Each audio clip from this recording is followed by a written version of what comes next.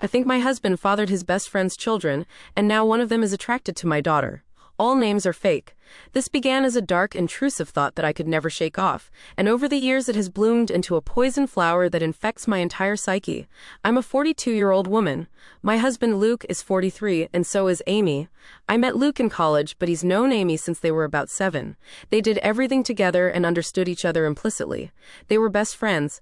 They've always insisted that they are surrogate siblings to each other. Naturally, I, as a new girlfriend, felt a little threatened by Amy and her closeness to Luke, but they both reassured me I had nothing to worry about, that their bond was not romantic and had never been sexual, that Amy really was just the sister that Luke never had.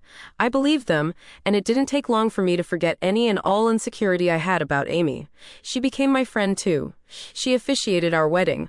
Luke and I have built a wonderful life together, and we always had a strong relationship. After we got married and moved in together, we still saw a lot of Amy, and I was fine with that.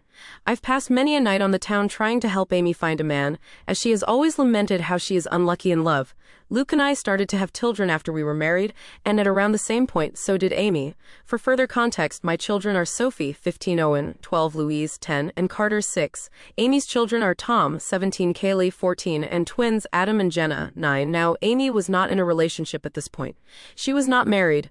As far as I knew, she was dating, but not consistently. As Luke and I had more kids and our family grew, periodically Amy would find herself pregnant as well. It happened a few times, and Luke and I never knew anything about the fathers in question. I kind of assumed that maybe Amy was sleeping around and not keeping in contact with her one-night stands. Luke agreed this was probably the answer.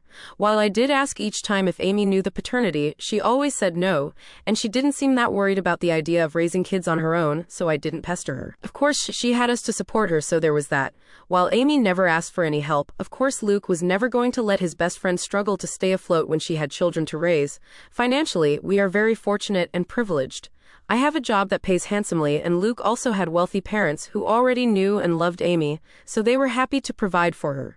My in-laws defy all stereotypes. They are the kindest and gentlest people.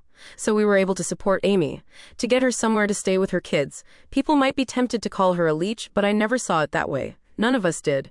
She needed help and we could provide it. I also know people are going to criticize her for her lack of responsibility and question why she never used more reliable birth control. Honestly, that is a long story that I don't want to get into because even I don't fully understand her reasoning, but it was quite important to her that she never be on birth control, and that whatever came of that choice, she would accept. It wasn't religiously motivated, I know that, but it was that degree of significance to Amy. She really did not want to take birth control.